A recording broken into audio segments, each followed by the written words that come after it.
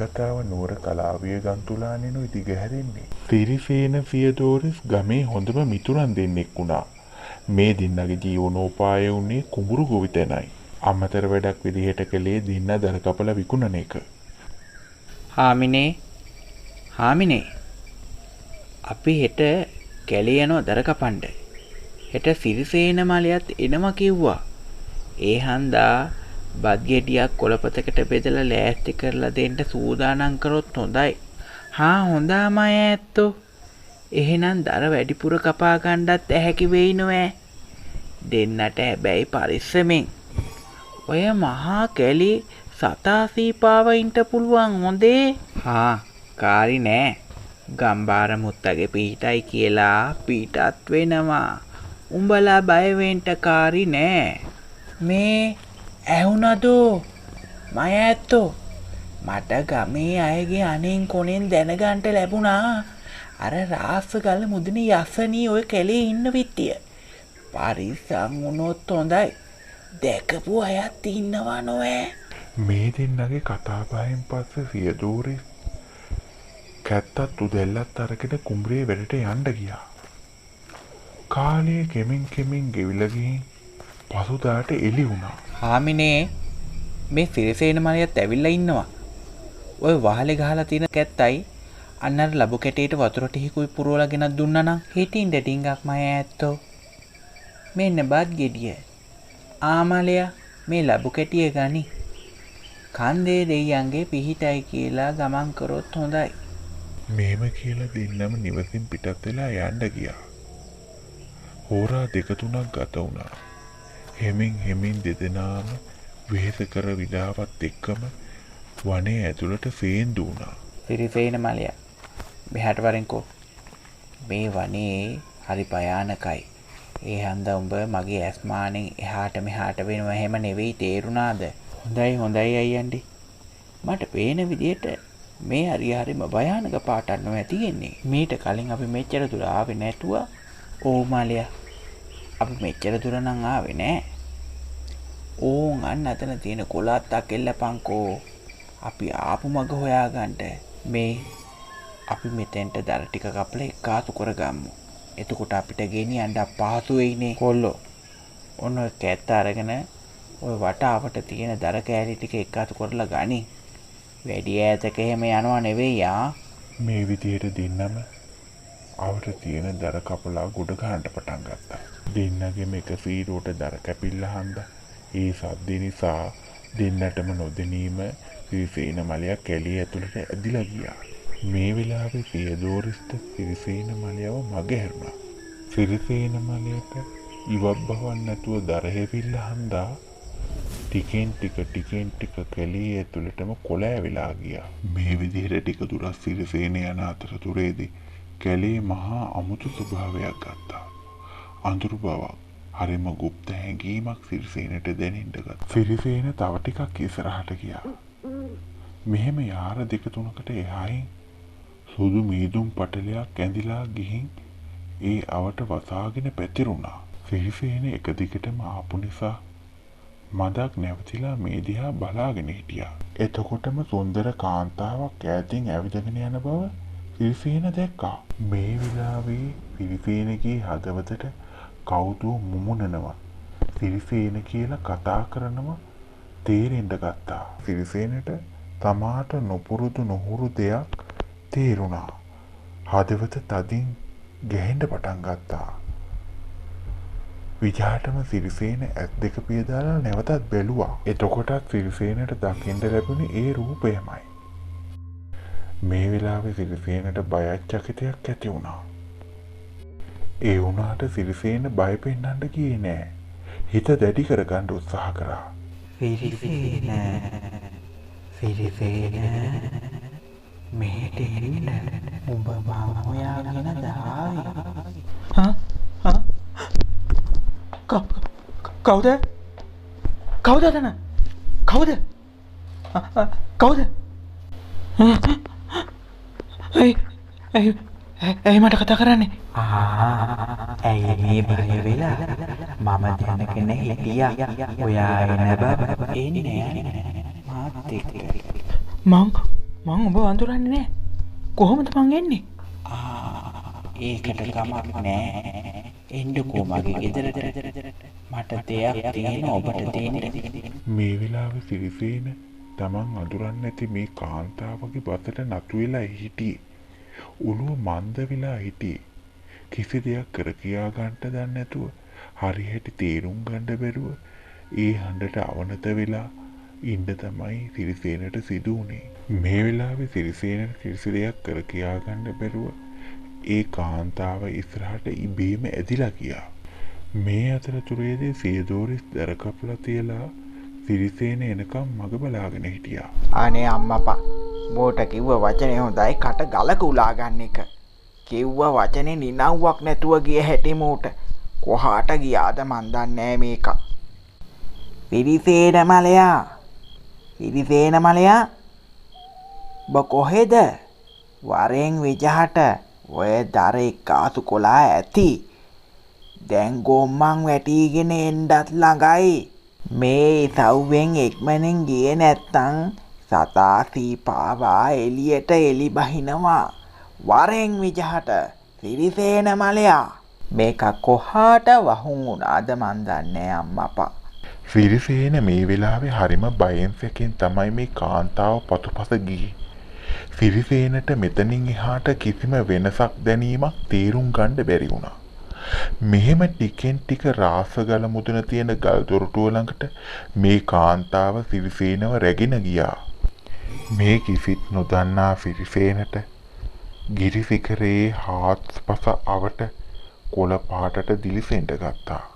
මේ වෙලාවේ ගල මුදුනේ හිටිය සිරිසේනට එක පාරටම එහා කඳුවලල්ලේ ඉඳලා මෙහා ගිරි සිකරේට විශාල ගස් කොළන් අබරමේ සැඩසුලම් පාරක් හමන්න පටන් ගත්තා. ඒකට නම් සිරිසේනගේ හිත දිගැස්විලා ගියා. ඇඟ හිරිගඩු පිපෙන තරමට කිලිපොලා ගියා. මේ මාව මේ කොහාටද එක්කගෙන ආවේ? පොඩ්ඩක් මට කියනවද? පොඩ්ඩක් ඉවසලා ඉන්න. මං කියන්නේ මේ මට ඉන්න බෑ. ඔන්න ඔය දෙන දෙයක් දීලා කියන දෙයක් කියලා මට යන්න දෙන්න. එහෙම බෑ. මේ වෙලාවේ අර ගල්දොර අදෘශ්‍යමාන විදිහට එකපාරටම ඇරුණා. අර ලස්සන සුරූපී කාන්තාව ඒ ගල්දොර ඇතුළට ඇදුණා. සිරිසේන ඒ පසුපස ගියා. මේ ඇරුණු ගල්දොර ඇතුළට ගිය සිරිසේනට පේන්න තිබුණේ මහා අන්ධකාරයක් විතරයි. කෑලි කෑලි වලට කපන්න පුළුවන් තරමේ අන්ධකාරයක් මේ ගල්දොර ඇතුලේ තිබුණා. සිරිසේනට අමු මිනී මස් පුණු කඳ මේ ගල්ගේ ඇතුලේ හමන්න පටන් ගත්තා. විශාල වවුල් රෑන් පිටින් මේ ගල්දොර ඇතුලෙන් එළියට විහිදිලා ගියා. සිරිසේන අඳුරේම තව ටිකක් එහාට පියමැන්නා. පියමනනකොට සිරිසේනට එහා ඈත කෙරවලේ ගල් ලෑල්ලක් මත අමුතු ආකාරයේ පහන් ආලෝකයක් පේන්න තිබුණා. එන්න මගේ ගේ ඇතුළට සිරිසේන. ඇවිත් බලන්න. මං ඔයාට දෙන්න යන්නේ. මේ වෙලාවේ සිරිසේනට මොකද්ද වෙන්න යන්නේ කියලා හිතා ගන්න බැරුවයි හිටියේ. මරණ බයෙන් තැතිගැන්විලා හිටියේ. හිතගත දෙකම සලිත වුණා. හැබැයි එක පොරොන්දුවක් පිට මේ දබරන බෑකැති දෙක මේ රංකහවන දෙකයි. උඹට තමයි දෙන්නේ. උඹලගේ පුරුවස් එන්න කපලා හවර වෙලා මේ රන්දෑ කැටි දෙක නැවතත් එන පුරපෝය දවසට මේ ගල් එන ළඟට ගෙනල්ලා මට බාර දෙන්න ඕනේ. ඒක තමයි උඹ මට වෙන පොරොන්දු කඩ කරන්න උදානම් වෙන්න එපා. මේ උඹලට දෙන තෑග්ග ආපහු මට බාර දිය යුතුයි.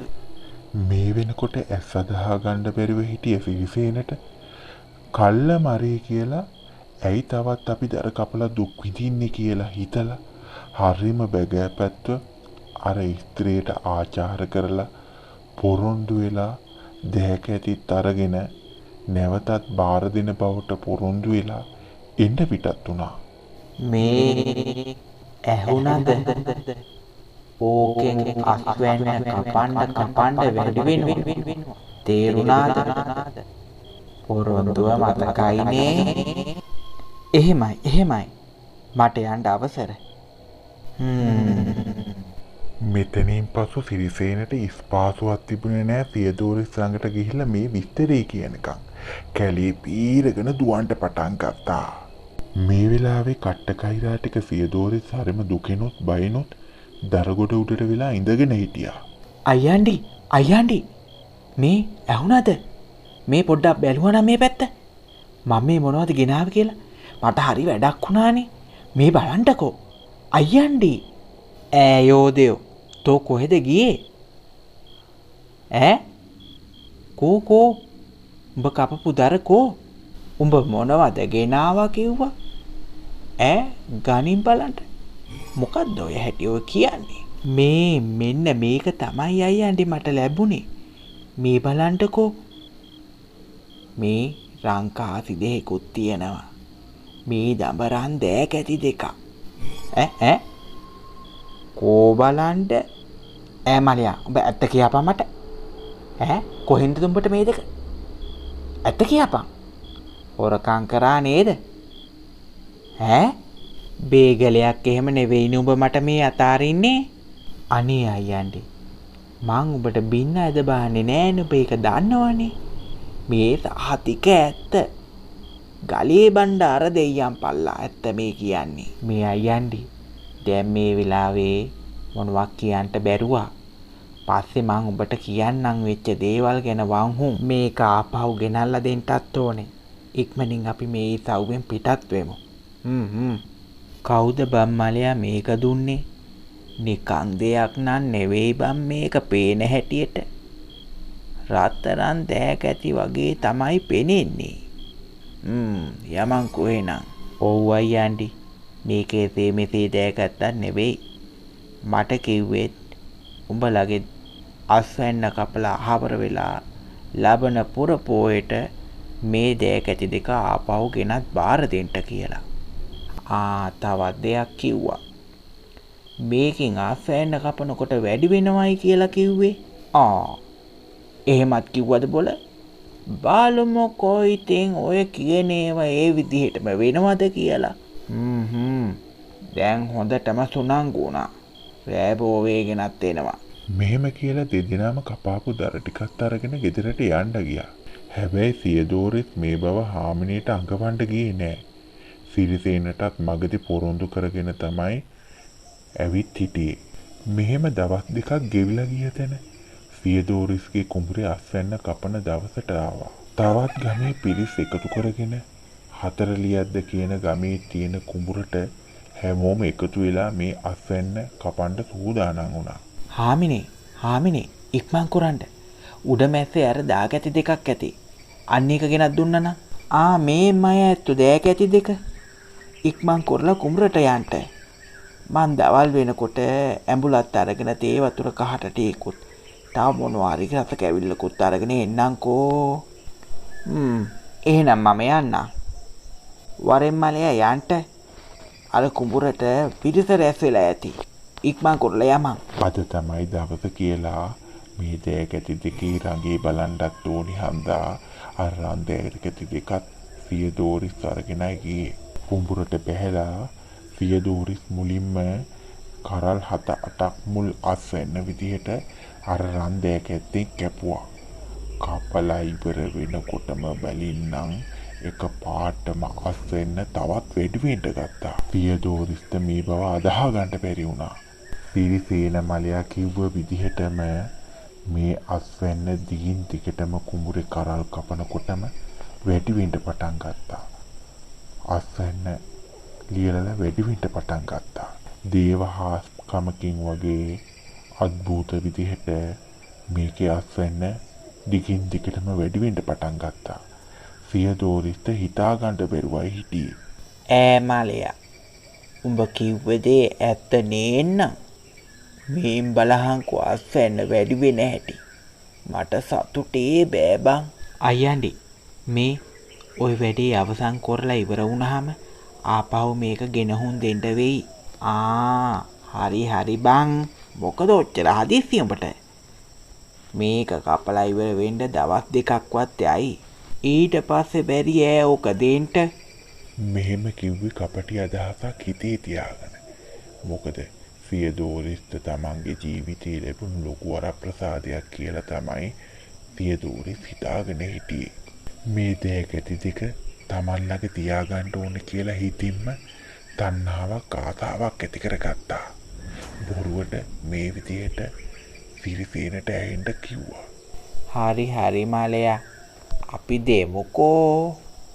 මේ විදියට සියදෝරිස් දවස් දෙකක් තිස්සේ අස්වැන්න කපලා ඉවර කරගත්තා. හැන්දෑවේ ගොම්මනේ අස්වැන්න කපලා අවසන් වෙලා ගෙදරට එන අතරතුරේදී කම්හල් කරුවා මුණ ගැහිලා මේ දෑකැති දෙක වගේම තවත් දෙකක් හදලා දෙන්න කියලා කියාගෙන තමයි ගෙදරට ගොඩ වුණේ. දවස ගෙවිලා ගියා. පසුදා පහන් වුණා.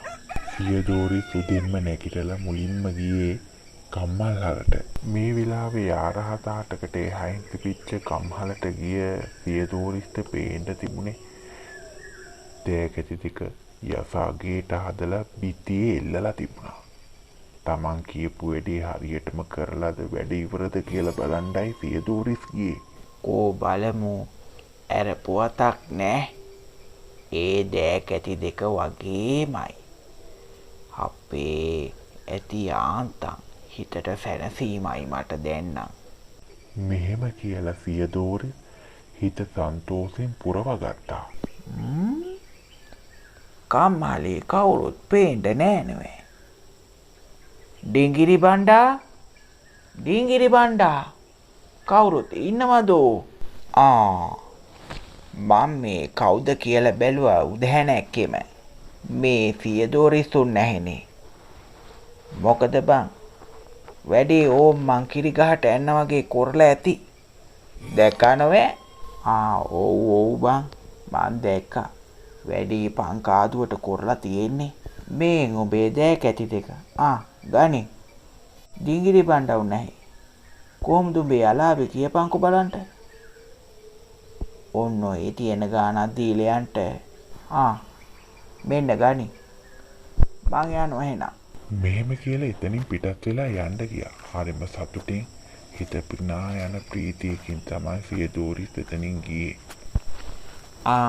සිරිසේන කොල්ලා මෙහාට ආවනම් මේ උඹ දුන්නු දෑකැති දෙක මේක ගොහින් දීපන්. බොහොම ස්තුතියි කියලා කියාපන් ඒ තැනත්තට. හෙට පුර පෝය ලැබනවනේ. ඉක්මන් කරලා ඕක දීපන්. අනේ අයියන්ඩි. ගොවි තැන් වැඩක් දැන් ආවර වෙලා තියෙන එකේ මේක දෙන්න තමයි අපිත් කල්පනා කරේ. එහෙනම් මං හෙට උදෑන එක්කම පිටත් වෙලා මේක ගිහින් දීලා එන්නම්කෝ. හොඳයි. දැන් ඔබත් ඵලයන් ගෙදර. මෙහෙම කියලා සිරිසේන එතනින් පිටත් වෙලා නිවසට යන්න ගියා. පසුදාට එළි වුණා. උදෑන එක්කම සිරිසේන දෑකැටි ටිකත් අරගෙන කැලීට යන්න පිටත් වුණා.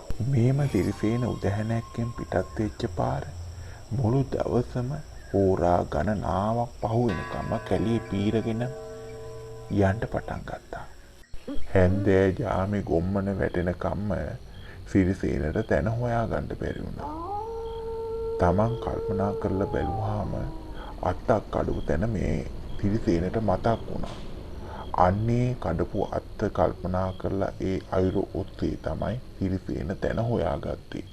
ටික දුරක් මෙහෙම ඉස්සරහට යනකොට අර කිව්ව රාසගල මුදුනට සිරිසේන ලං වුණා. ටික දුරක් ඉස්සරහට ගිහින් ආපසු හැරිලා බැලුවා. කිසි දෙයක් පේන්න තිබුණේ නැහැ. තමන් නැවතත් රාසගල මුදුනට නැගලා ගල්දොර ළඟට සේන්දු වුණා. එතනට ගිහින් හයියෙන් කතා කළා. කතා කරලා තමන් ආපු බව ඇඟෙව්වා. එහෙනම් පොරොන්දුම විදිහටම දෑකැත්ත ගෙනාවා. හරි. එන්න ඇතුළේ වාඩි වෙන්න. ඔන්න මං කිව්ව පොරොන්දුව ඉටු කරා. මේ දෑකැති දෙක ගන්නකො. මේ දෑකැති දෙක හන්දා අපිට ගොඩක් වැඩේ කරගන්න පහසු වුණා. ඔබ කිව්ව විදිහටම අත්වෙන්නත් වැඩි වුණා. ඒ හැම දෙයකටම ඔබට ස්තුති කරන්නත් කියලා කිව්වා. අස්වැන්නත් ඒ වගේම අපිට සිව් ගුණයකින් ලැබුණා. මේ වෙලාවේ රාසගල යක්ෂණී සියදෝරිස් කරපු කපටි වංචාව ගැන කලින්ම දැනගෙන හිටියේ. මේ වෙලාවේ තරහින් පුපුර හිටිය ඒ සුන්දර කාන්තාව කෙමෙන් අමනුස්ස පාටට ස්වරූපයක් ගන්න පටන් ගත්තා. මේ කිසි දෙයක් දන්නේ නැති සිරිසේනට කර කියා ගන්න දෙයක් නැති වුණා. අවසානයේ පසුතැවීමක් වේදනාවක් තමයි සිරිසේනට ඇති වුණේ. තමන් වංචාවකට අසු වුණා කියලා පසුවයි සිරිසේන දන්නේ. මේ වෙලාවේ සිරිසේන දෑකැටි දෙක දීලා ආපස්සට යන්න සැරිසෙනකොටම දඩාස් ගාලා ගල්දොර වැහුණා. සිරිසේනට හිතාගන්න බැරි වුණා තමන්ට මොකද්ද වුනේ කියලා. ඇතිපිය ගහන සැනෙන් ගල්දොර වැහිලා ගියා. හැබැයි මේ වෙලාවේ හොර රහසෙන් සියදෝරිස් සිරිසේන පසුපස ඇවිල්ලා ඉන්න බව සිරිසේනට දැනගන්න බැරි වුණා. ඈතින් ගතකට මුවා වෙලා ගිරිමුතුනේ ගල්දොරටුව දිහා බලාගෙන තමයි හිටියේ. මේ වෙලාවේ සියදෝරිස්ට කිසි දෙයක් කර කියා ගන්න බැරුව හිටියේ. මොකද සිරිසේන ගල්දොර ඇතුලේ හිර වෙලා හිටියේ. අනේ මාලය මගේ අනුවන ක්‍රියාවල් හන්දා මට උඹත් නැති වුණා. අනේ මගේ මෝඩකමක මහත මට සමාව අම්මලය. මේ විදියට හිතින් අඬා වැළපෙමින් උන්න අතරතුරේදී ඒ වැහුණු ගල්දොර ඉදිරි පිටදී අර සුරූපී කාන්තාව විරූපී අවලක්ෂණ මහා යක්ෂණියක් බවට පරිවර්තනය වුණා. දෙයිතා ඉන්න අතරතුරේදී අර ගල්දොර ඇතුළතින් වේදනා බරිත මහා විලාපයක් ඇහුණා සියදෝරිස්ට. මේක දැකපු සියදෝරිස්ට තමන්ගේ ඇඟීම මල මුත්‍ර පාවෙන්න පටන් ගත්තා. ඇඟ ගිඩි ගාලා ගැහෙන්න පටන් ගත්තා. තමන් ඉන්න තැන අමතක වුණා. පිස්සු උල්මාදින් වගේ කෑ ගහන්න පටන් ගත්තා. මේ විලාවේ කර කියා ගන්න බැරුව හිටිය සියදෝරිස්ට තමන්ගේ ඉදිරියට කෑ ගහගෙන ලේ පෙරාගෙන දත් විරිස්ථාගෙන එන්නා වූ රාසගල යක්ෂණී තමන්ගේ ජීවිතේ උදුරගනී කියලා බයක් ඇති වුණා. අනේ බා මාව මරන්න එපා. මාව ආදරින්.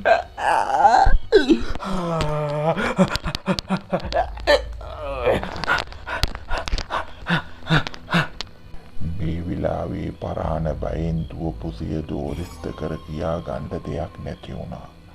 පිස්සු විකාර උල්මාදින් කෑකෝ ගාමින් වනේ ගස් කොළන් පොඩි පට්ටම් කරමින් දුවන්න පටන් ගත්තා. අවසානයේ දුවලා ගිහිල්ලා නැදුම් මණ්ඩේ වතුරුකඩ ළඟ වැටිලා හිටියා. ඇඟිලි පාර පහම හිටලා තිබුණේ. මුළු ඇඟම නිල් පාට වෙලා තිබුණේ. අයියෝ පුතු අම්මෝ බේරගනියෝ. අයියෝ ගන්න එපා.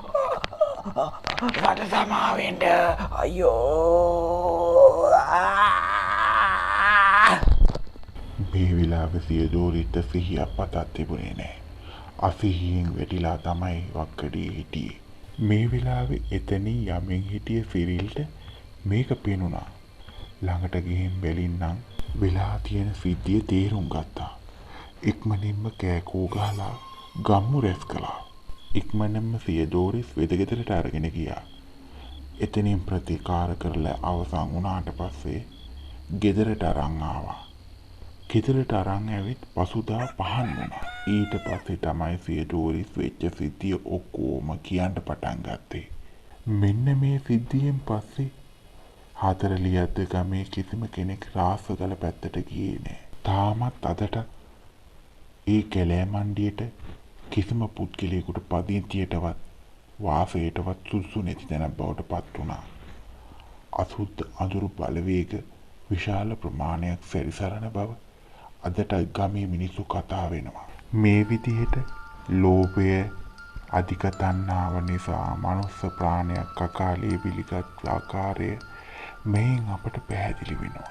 ඒ නිසා Tamanට අයිති නැති දේ පිළිබඳව කෑදරකම් කරන්නේ නැතුව යහපත්ව ජීවිතය පවත්වාගෙන යන්න අපි හැමෝම හිතට ගත යුතුයි. මෙය සත්‍ය කතාවක් ඇසුරෙන් ඉදිරිපත් කිරීමකි.